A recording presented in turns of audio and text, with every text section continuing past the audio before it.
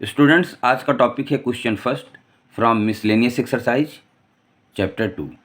Question is the relation F is defined by F X equal to X square if X is greater or equal to 0 and less or equal to 3, 3x if x greater or equal to 3 and less or equal to 10, and other function and another relation g is defined by gx equal to, ये relation दिया गया है, ये भी relation है और ये भी रिलेशन है, दोनों रिलेशन है, इस तरीके से डिफाइंड किए गए हैं। हमको शो करना है, question is show that F is a function and G is a not a function. ये जो रिलेशन है ये फंक्शन है, ये जो रिलेशन दिया गया है ये फंक्शन नहीं है, ये हमको शो करना है। तो स्टूडेंट्स, हम लोग जानते हैं कि कौन सा रिलेशन फंक्शन होता है। तो डेफिनेशन होती है कि a relation from A to B is said to be a function if every element of set A has unique image in set B. तो हमको ये देखना है कि कौन सा रिलेशन हमारा फंक्शन होगा और कौन सा फंक्शन नहीं होगा।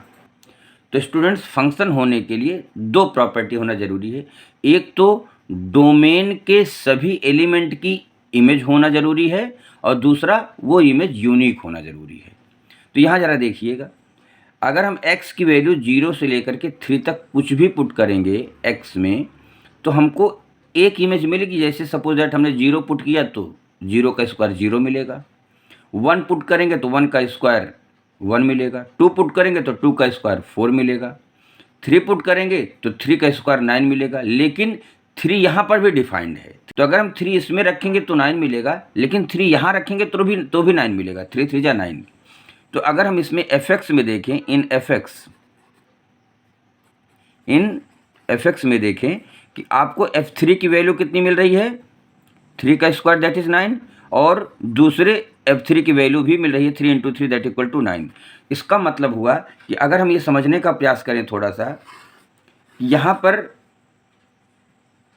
0 पे चेक किया, 1 2 3 मान ली चेक किया, तो 0 पे हमको 0 मिला, 1 पे 1 मिला, 2 पे 4 मिला, 3 पर हमको 9 मिला।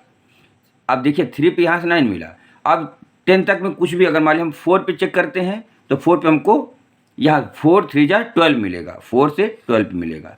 अब यहाँ 4 इस पर नहीं रख सकते, यहाँ केवल 3 तक रख सकते थे, लेकिन 3 इसमें भी रख सकते थे और 3 इसमें भी रख सकते, लेकिन चाहे जिसमें रखेंगे आपको 3 पर 9 ही मिलेगा। तो श्योर हो गया, क्या श्योर हो गया, क्लियरली, इसमें हम लिख सकते हैं clearly for every x there exist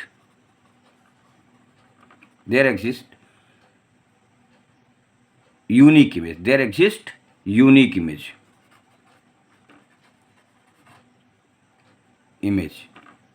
ठीक है ना।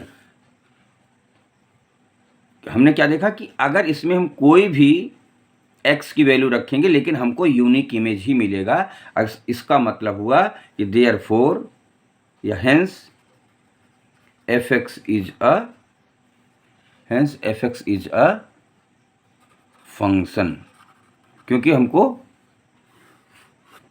यूनिक इमेज मिल रही है। अच्छा, जी एक्स में आइए। जी एक्स, ये जो रिलेशन दिया गया है, जी एक्स का जो रिलेशन दिया गया है, इसमें क्या है, इसमें देखिए 0 पर आप मान लिया सपोज 0 है, 0 आप रखेंगे तो यहाँ 0 का स्क्वायर 0 मिल जाएगा, 1 रखेंगे तो 1 का स्क्वायर 1 मिल जाएगा, 2 रखेंगे तो यहाँ 2 का स्क्वायर 4 मिल जाएगा। लेकिन यहाँ देखिए 2 यहाँ पर भी डिफाइंड है, 2 से लेकर के, तो 2 यहाँ रखेंगे 3 2 जा 6, तो 2 यहाँ भी मिल जाएगा।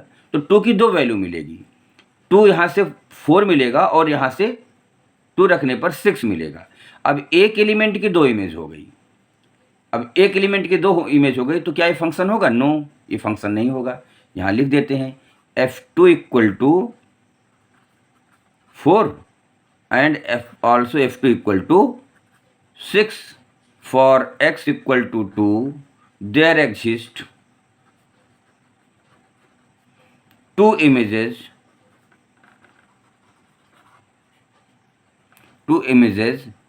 4 and 6 hence gx